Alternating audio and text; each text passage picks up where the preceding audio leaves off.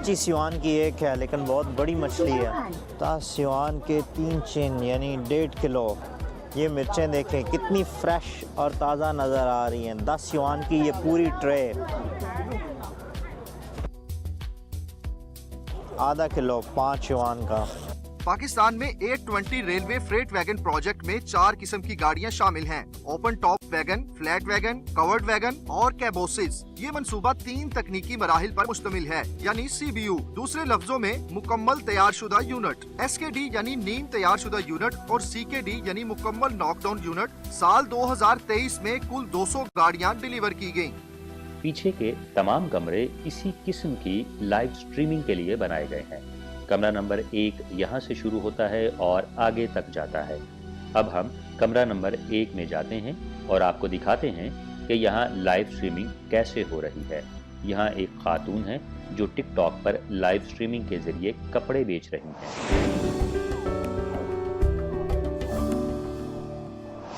Hello नाजरीन, आज के पास चाइना एक्सप्रेस प्रोग्राम में खुशामदीद। मैं हूँ आपकी वर्चुअल मेहमान सून अहमद खान।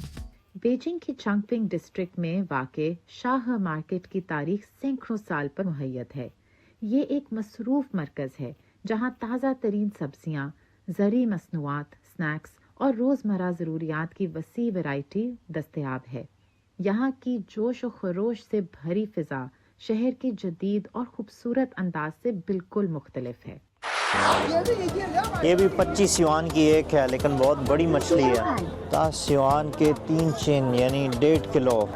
ये मिर्चें देखें कितनी फ्रेश और ताज़ा नज़र आ रही हैं। 10 युआन की ये पूरी ट्रे। आधा किलो 5 युआन का। इस मार्केट में आने से पहले मैंने सोचा कि यहाँ बहुत ज़्यादा बूढ़े लोग होंगे, लेकिन यहाँ तो बहुत बड़ी तादाद नौजवानों की है। आइए यहाँ पर जो आए हुए सयाह हैं उनसे बातचीत करते हैं और पूछते हैं कि उनके क्या तासुरात हैं। कोशिश करते हैं। So why you came here? To buy food. So what is different this food and the food in the grocery market or supermarket? Cheaper. यहाँ जब हमने नौजवानों से बात की तो उनका यही कहना था कि उनके आने की जो बुनियादी वजह है वो ये है कि यहाँ पर जो खाना है, खाने पीने की जो अशिया हैं और जो बाकी ख़रीदारी की अशिया हैं वो बहुत ज़्यादा सस्ती हैं। शुरू में ये जगह ऐसी थी जहाँ पर टोपियाँ बनाई जाती थी और फ़रोख्त की जाती थी। यहाँ पर आने वालों की योमिया तादाद सैकड़ों में है और पर डे जो आमदन है वो 2 मिलियन युआन यानी तकरीबन 77.5 मिलियन पाकिस्तानी रुपए बनती है। अगरचे आजकल के दौर में जो सुपरमार्केटें और ग्रॉसरी स्टोर्स हैं उन्होंने ख़रीदारी के लिए अपने आप को अहम एक मकाम के तौर पर पेश किया है, लेकिन ये मार्केट फिर भी हज़ारों साल पुरानी होने के बावजूद अपनी मुनफरद तवज्जो बरकरार रखे हुए है।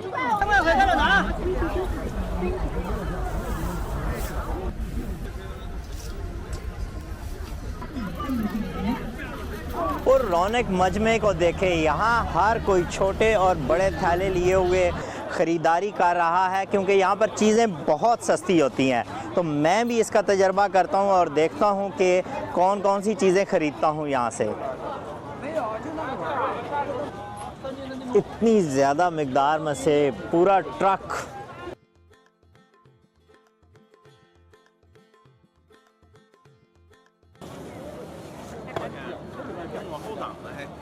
बहुत ज़्यादा जूसी है और बहुत ही मीठा है,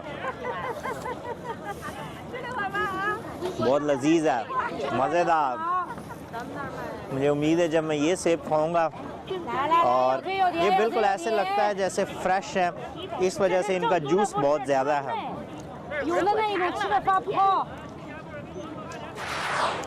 चलें आज आगाज़ करते हैं अपनी ख़रीदारी का यहाँ से। और यहाँ मैं सेब ख़रीदता हूँ क्योंकि 10 युआन के 3 चिन है यानी कि 1.5 किलो हैं। क्योंकि 10 युआन पाकिस्तानी तकरीबन 380-390 रुपये बनते हैं।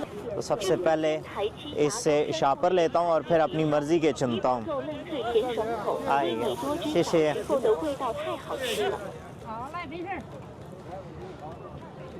ये नहीं, एक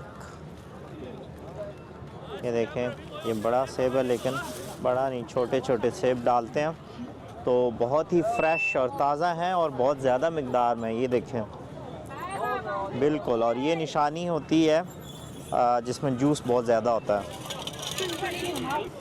इससे पूछते हैं कि सबसे ज़्यादा लजीज कौन है। आई नागा हॉट शरदा 一样。你说挑着盐的、红的都好吃。 तो अच्छा, ये कह रही है कि सभी मीठे हैं। आई थिंक हो गए हैं, लेकिन एक और लेट मी ट्राई। 正宗烟台七侠高升富士产地直销。 अब मैं WeChat से पैसे पे करूँगा। यहाँ आपको वॉलेट रखने की ज़रूरत नहीं है। चाइना कैशलेस सोसाइटी है, यानी कि कैश की आपको ज़रूरत नहीं है और आपको बहुत ही कम लोग नज़र आएंगे जो कैश का इस्तेमाल कर रहे होते हैं। WeChat या अलीपे से स्कैन करें और आप पेमेंट कर सकते हैं। ये QR कोड लगे हुए हैं। QR कोड मैंने स्कैन किया है और 12 युआन बने हैं, चूँकि मेरे 1.5 किलो से ज़्यादा हैं। अब मैं ये पे करूँगा। 台七侠高升富士产地直销，皮薄肉嫩脆甜爽口，味美多汁小时候的 ये 味 देखें 道 मैंने 太 पेमेंट कर दी है और ओके आ गया। इधर आ गया है कि और जैसे ही इधर आवाज़ से आई है कि पेमेंट हो गई है तो उसने मुझे सेब दे दिए हैं। बड़ा ज़बरदस्त है। पहली ख़रीदारी सेबों की, बहुत सस्ते हैं और बहुत लजीज हैं। आइए आगे देखते हैं और क्या ख़रीदते हैं।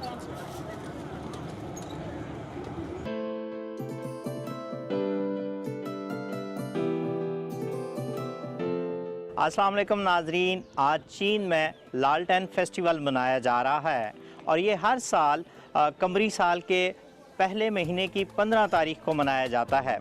इसी मुनासबत से यहाँ कुछ रवायती रस्म व रवाज हैं, जैसे शुएयुएन यानी चावलों से तैयार करदा रवायती पकवान खाना, और जो लालटेन्स हैं उन पर पहेलियाँ हल करना, लालटेनों की खूबसूरती से लुत्फ़अंदोज़ होना, शेर और ड्रैगन के रक्स वगैरह। तो आज हम पहुँचे हैं बीजिंग की थोरांग थिंक पार्क में।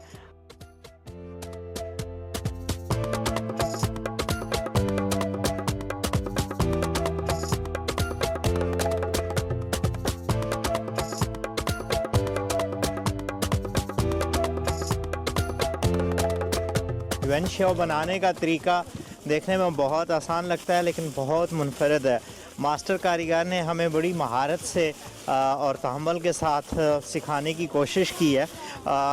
असल में इसके लिए आपको ये बहुत ज़रूरी है कि कितनी ज़्यादा ताकत लगानी है। अगर बहुत ज़्यादा ज़ोर लगाएंगे तो ये टूट जाएगा या इसकी जो फिलिंग है वो सही नहीं होगी, और अगर कम ज़ोर लगाएंगे तो ये जो आटा है चावल का, ये इसके ऊपर नहीं आएगा। तो ये बहुत ज़रूरी है कि आपने कितनी ज़्यादा ताकत लगानी है, और इसके लिए वाकई तकनीकी तौर पर एक हुनर चाहिए, और ये महारत जब आपको आ जाती है तो तभी आप इस काबिल होते हैं कि आप शुएयुएन बेहतरीन तरीके से बनाएं, क्योंकि जितनी इसकी गोल शक्ल होगी इतना ये अच्छा और ख़ूबसूरत होगा।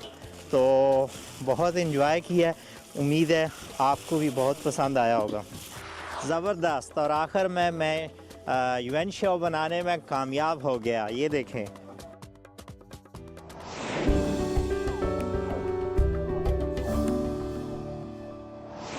दो 2024 में पाकिस्तान ने मकामी तौर पर रेलवे फ्रेट कार की पैदावार में एक संगे मील अबूर किया।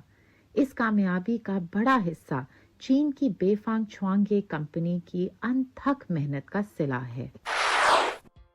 पाकिस्तान के शहर लाहौर की एक मसरूफ फैक्ट्री में मशीनों की गूंज और मजदूरों की चहल पहल मुकामी रेलवे फ्रेट ट्रांसपोर्टेशन के लिए एक नए दौर का आगाज है। इस वक्त 115 फ्लैट वैगन्स कंप्लीट नॉकडाउन यानी CKD की शक्ल में तैयारी के अमल से गुजर रही हैं, जिन्हें इस साल अप्रैल में मुतारिफ कराने का मंसूबा है। ये वैगन्स 820 फ्रेट वैगन्स के एक बड़े ऑर्डर का हिस्सा हैं, जो पाकिस्तानी रेलवे और चीनी कंपनी बाओतू बेफांग छुआंगजी लिमिटेड कंपनी के इश्तराक से तैयार की जा रही हैं। रेलवे ट्रांसपोर्ट किसी भी मईशत की रीढ़ की की हड्डी की हैसियत रखती है, खास तौर पर तरक्की पजीर ममालिक जैसे कि पाकिस्तान में, जहां रेलवे की सलाहियत में इजाफा इक्तिसादी तरक्की के लिए नहायत अहम है। 2010 में बिफांग चुआंगजी ने पाकिस्तान मार्केट में कदम रखा और कई सालों की मेहनत के बाद 2021 में पाकिस्तानी वजारत रेलवे के 820 फ्रेट वैगन्स के मंसूबे का टेंडर हासिल किया। आज हम प्रोजेक्ट मैनेजर फिलिप मी से बातचीत करेंगे ताकि इस मंसूबे के पस मंजर, चैलेंजेस और मुस्तकबिल के इम्कानात के बारे में जान सकें। पाकिस्तान की रेलवे फ्रेट वैगन्स निस्बतन पुरानी हो चुकी हैं और बड़े टेंडर्स आमतौर पर हर 5 से 10 साल में मुनक्किद होते हैं। जैसे जैसे ये गाड़ियाँ पुरानी होती जाती हैं, इनकी बर्दाश्त करने की सलाहियत कम हो जाती है, जिसके नतीजे में बंदरगाहों पर सामान का अंबार लग जाता है और ज़रूरी अशिया की अंदरूने मुल्क बर वक्त तरसील मुमकिन नहीं रहती। लिहाजा हमारी नई गाड़ियों ने इस मसले को बड़ी हद तक कम कर दिया है, जिससे ज़रूरी मटीरियल्स और सप्लाई की तरसील में सहूलत और बर वक्त पहुँचाने की सलाहियत में नुमाया बेहतरी आई है, जो मुल्क की इक्तिसादी तरक्की के लिए अहम है। पाकिस्तान की रेलवे ट्रांसपोर्ट तवील अरसे से कैपेसिटी की कमी के मसले से दो चार है, जहां पुरानी गाड़ियों की वजह से कार्गो बंदरगाहों पर जमा होता रहता है और सामान को अंदरूने मुल्क मुंतकिल करना मुश्किल हो जाता है। बेफांग चुआंग जी का SKD प्रोजेक्ट बर वक्त शुरू किया गया ताकि पाकिस्तान में रेलवे की सलाहियत में मौजूद खला को पुर किया जा सके और मुल्क की इक्तिसादी तरक्की को फरोग दिया जा सके। इस वक्त 115 हाई कैपेसिटी ओपन टॉप गाड़ियां मुकम्मल तौर पर फाल हो चुकी हैं, जिन्होंने पाकिस्तान की रेलवे सलाहियत में नुमाया इजाफा किया है। हमारी कंपनी हमेशा सनत में टेक्नोलॉजी की तरक्की से हम आहंग रही है और हैवी ड्यूटी और एक्सप्रेस रेलवे फ्रेट गाड़ियों के मैदान में वसी तकनीकी महारत रखती है। हम अपने ग्राहकों की मसनूआत की तकनीकी ज़रूरियात को मद्देनज़र रखते हुए कस्टमाइजेशन की सहूलत फराहम कर सकते हैं। इसके अलावा हम ग्राहकों के लिए रेलवे फ्रेट गाड़ियों की एक मुकम्मल सीरीज़ डिज़ाइन और तैयार कर सकते हैं। पाकिस्तान में इस मंसूबे के लिए हमने एक सीरीज़ अप्रोच अपनाई है, जिसमें गाड़ियों के मुख्तलिफ मॉडल्स के दरमियान मुताबिकत पाई जाती है और उन्हें आसानी से तब्दील किया जा सकता है। सीरीज़ की मसनूआत की ये हमागीरियत ऑपरेशन और देखभाल के अखराजात में नुमाया कमी ला सकती है। मिसाल के तौर पर बोगियां, गाड़ी के कुछ ब्रेकिंग सिस्टम और कुछ दरवाजे एक जैसे मायारात और डायमेंशंस के साथ फराहम किए जाते हैं, जिससे उन्हें आसानी से तब्दील किया जा सकता है। पाकिस्तान में 820 रेलवे फ्रेट वैगन प्रोजेक्ट में 4 किस्म की गाड़ियां शामिल हैं। Open top wagon, flat wagon, covered wagon और कैबोसिस। ये मंसूबा 3 तकनीकी मराहिल पर मुश्तमिल है, यानी CBU, दूसरे लफ्जों में मुकम्मल तैयारशुदा यूनिट, SKD यानी नीम तैयारशुदा यूनिट और CKD यानी मुकम्मल नॉकडाउन यूनिट। साल 2023 में कुल 200 गाड़ियां डिलीवर की गयी। बेफांग चुआंग जी ने न सिर्फ पाकिस्तान को आला मयार की रेलवे फ्रेट गाड़ियां फराहम की, बल्कि टेक्नोलॉजी की मुंतकली और मुकामी पैदावार के जरिए पाकिस्तान की सनती सलाहियत को भी बेहतर बनाने में मदद दी है। चीनी रेलवे फ्रेट गाड़ियों की सनत में एक नुमाया इदारे के तौर पर हमारी कंपनी के पास वसी तकनीकी महारत मौजूद है। इस मंसूबे के लिए हमने तजर्बाकार अहम अरकान पर मुश्तमिल एक तकनीकी सर्विस टीम तश्कील दे रखी है, जो पाकिस्तानी कारकुनों को पैदावार के दौरान अमली रहनुमाई फराहम करती है। मरकज़ी तरबियत, अमली ऑपरेशन और रिव्यू के ज़रिए हमने टेक्नोलॉजी की मुअस्सर मुंतकली और मकामी पैदावार के हमवार अमल को यकीनी बनाया है। साइट की सूरत हाल को मद्देनजर रखते हुए बेफांग चुआंग जी की तकनीकी सर्विस टीम ने इब्तदाई मंसूबे में रियल टाइम में जरूरी एडजस्टमेंट की। टीम ने मौका पर काम करने वाले मकामी मजदूरों से मुसलसल राब्ता रखा ताकि इन्हें गाड़ियों की तकनीकी खसूसियात और मुस्तकबिल में ऑपरेशन के दौरान दरकार खास जरूरियात को बेहतर तौर पर समझने में मदद मिल सके। चूँकि पैदावार और ऑपरेशन दो अलग अलग सिस्टम हैं जो मुख्तलिफ शोबों के तहत काम करते हैं, इसलिए हमने तमाम तकनीकी खुसूसियात को एक वसी नुक्ते नज़र से उनके लिए वाज़ेह किया। हमने अमली तरबियत, मरहलावार रहनुमाई और दोबारा जायज़ा लेने के तरीक़ाकार के ज़रिए अपने क्लाइंट के मुलाजमीन को बुनियादी तकनीकी महारतें मुंतकिल की, जो चीन में इसी तरह के काम के हमारे तजुर्बे पर मबनी था। इसका मतलब ये है कि हर मरहला मुकम्मल करने के बाद हम पीछे मुड़कर उनके अमल दरामद और टेक्नोलॉजी पर अबूर का जायज़ा लेते और मज़ीद मुआवनत फराहम करते। ये मंसूबा हर मरहले पर आसानी से आगे नहीं बढ़ा क्योंकि ज्यादा दर्जा हरारत, सकाफती फर्क और पाकिस्तान की सिक्योरिटी की सूरत हाल ने टीम के लिए नुमाया चैलेंजेस पैदा किए। 当地高温天气持续不断， पाकिस्तान में गर्मियों के दौरान औसत यौमिया दर्जा हरारत 40 से 45 डिग्री सेंटीग्रेड तक पहुंच जाता है। हमारी टीम जो इनर मंगोलिया से आई थी के लिए ऐसे माहौल से हम आहंग होना बहुत मुश्किल था। इसके अलावा मकामी कारकुनों की काम करने की आदत और तालीमी सतह भी एक बड़ा चैलेंज थी, लेकिन हम हमेशा इस उसूल पर कारबंद रहे कि मुश्किलात से ज़्यादा हल मौजूद होते हैं और बिलाखिर हमने अपनी मिसाल के ज़रिए क़यादत और मौसर हिकमत अमली से मंसूबे की कामयाब तकमील को यकीनी बनाया। मुस्तकबिल में बिफांग शुआंगजी कंपनी पाकिस्तान के साथ ताउन को मजीद फरोग देगी और ज्यादातर मकामी पैदावार के मंसूबों में इजाफा करेगी। 一带一路项目的全面深化开展， हमारी कंपनी पाकिस्तान की वजारत रेलवे की ज़रूरियात के मुताबिक काम जारी रखेगी और इसकी मुस्तकबिल की रेलवे की तामीर में मज़ीद अहम किरदार अदा करने की कोशिश करेगी। बेल्ट एंड रोड मंसूबों की तरक्की के साथ चीन और पाकिस्तान के दरमियान ताउन मज़ीद मौक़े पैदा करेगा। पाकिस्तान में बिफांग शुआंगजी की कामयाबी न सिर्फ मेड इन चाइना की बैनुल-अक़वामी सतह पर पजीराई है, बल्कि ये चीन पाकिस्तान दोस्ती का एक जीता जागता सबूत भी है। मुस्तकबिल में बिफांग शुआंगजी अपने असूल गाहक के मुफादात सबसे पहले और मसनूआत का मयार आपके इखलाकी मयार का आकाश है पर कारबंद रहते हुए पाकिस्तान रेलवे की तामीर और इक्तसादी तरक्की में मजीद किरदार अदा करेगी।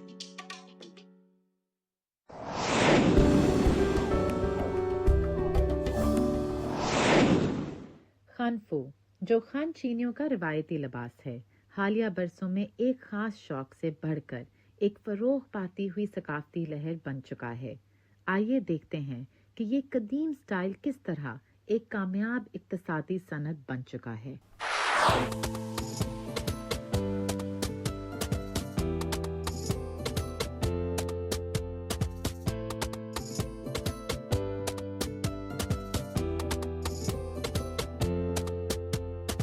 खानफू न सिर्फ बेहतरीन लिबास साजी की महारत का मजहर है बल्कि गहरे तारीखी मानी भी रखता है। ये एक सकाफती अलामत के तौर पर उभरा है जो चीन और बैनुल-अक़वामी सतह पर एक रुझान को जन्म दे रहा है। इस सनत के पीछे न सिर्फ टेक्सटाइल और रिटेल के शोबे हैं बल्कि कई अपस्ट्रीम और डाउनस्ट्रीम की सनती चेन भी शामिल है, जिनमें e commerce, cultural, entertainment, rental services और टेक्नोलॉजी सर्विसेज शामिल हैं। हमारा रिपोर्टर मशरकी चीन के सूबा शैनदुंग की साओ काउंटी में पहुंचा। इब्तदा में यहाँ के किसान ऐसे औकात में लिबास तैयार करते थे जब खेती बाड़ी से जुड़ी मसरूफियात न होती। ई कॉमर्स इकोनॉमी की तरक्की से किसानों ने ऑनलाइन कपड़े फरोख्त करना शुरू कर दिए। ये इलाका परफॉर्मेंस के लिए लिबास तैयार करने के हवाले से चीन का सबसे बड़ा मरकज बन गया। हालिया बरसों में खानफू कल्चर की मकबूलियत में मुसलसल इजाफे के साथ साओ काउंटी में बहुत से कारोबार इससे मुस्तफीद हुए और तेजी से खानफू ने बड़े पैमाने पर पैदावार शुरू कर दी। आपकी मालूमात के लिए बताता चलूं कि इस जगह को ताजी चैन कहा जाता है। मेरे पीछे आप गंदम के कई खेत देख सकते हैं। ये एक बहुत ही छोटी जगह है, इतनी छोटी कि इसे शहर भी नहीं कहा जा सकता। यहाँ आपको कपड़ों की कई दुकानें मिलेंगी और उनके अंदर फैक्ट्रियाँ कायम की गई हैं। इस तरफ देखें, यहाँ एक फैक्ट्री चल रही है। उन्होंने नीचे एक शोरूम बना रखा है जहाँ मसनूआत नुमाइश के लिए रखी जाती हैं। आइए मैं आपको दिखाता हूँ कि उनकी मसनूआत कैसे बनती हैं और फैक्ट्री में काम कैसे होता है। आप मुझसे कह रहे थे कि गांव के अंदर का माहौल दिखाएं, तो देखिए गांव के हर घर में लोग इस तरह काम कर रहे हैं। कुछ लोग तहखाने में काम कर रहे हैं, जबकि कुछ पहली मंजिल पर और कुछ दूसरी मंजिल पर भी काम कर रहे हैं। यहाँ हर जगह कपड़ों की सिलाई का कारोबार हो रहा है और फिर ये कपड़े यहाँ रखे जाते हैं और वो कपड़े जो यहाँ तैयार किए जाते हैं उन्हें न सिर्फ पूरे मुल्क में बल्कि बैरून मुल्क भी फरोख्त किया जाता है।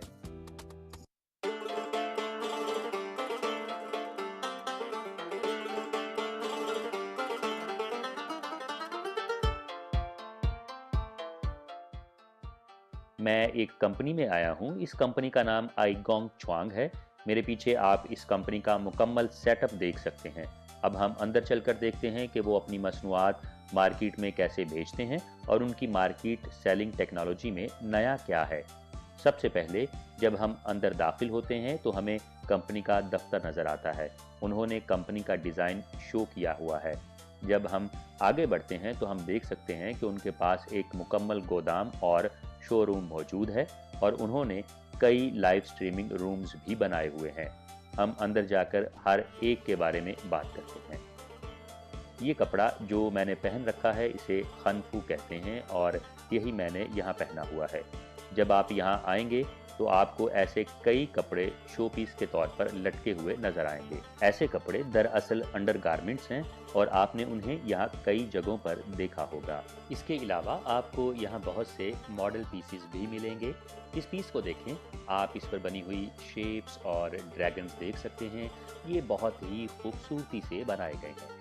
अगर आप इन पर रोशनी डालकर देखें तो आप इन्हें बेहतर तौर पर देख सकते हैं और ये आपको बहुत खूबसूरत लगेंगे।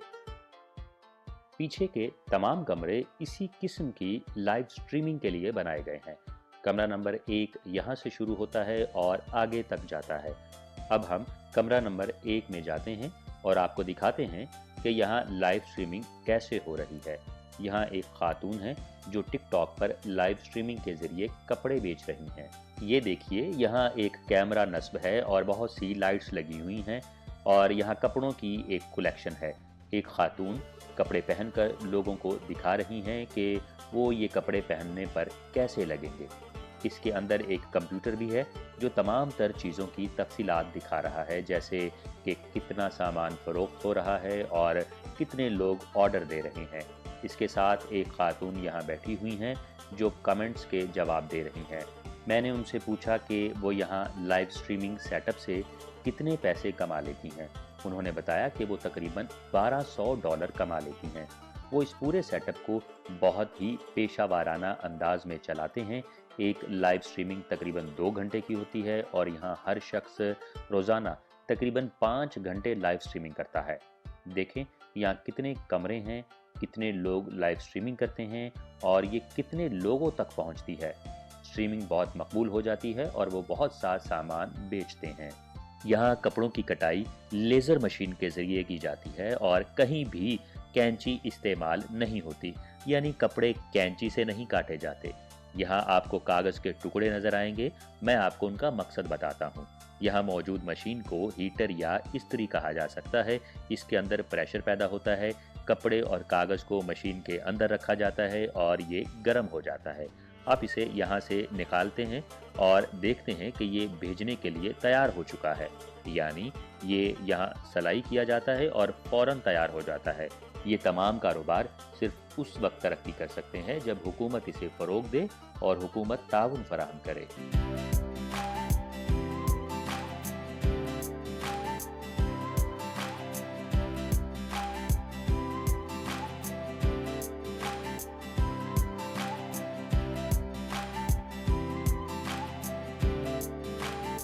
आप ये एक बड़ी इमारत देख सकते हैं। इसे साउशियान intelligent e commerce industrial park project exhibition centre कहा जाता है।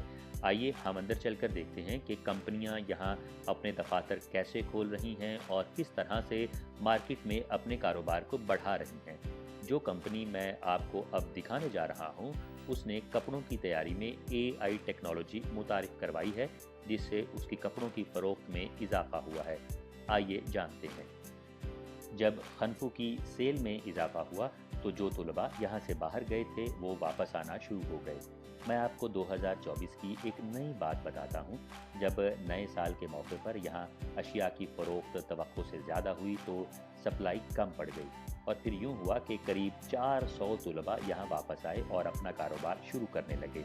वक्त के साथ साथ उन्होंने अपना सामान दुनिया भर को बेचना शुरू कर दिया।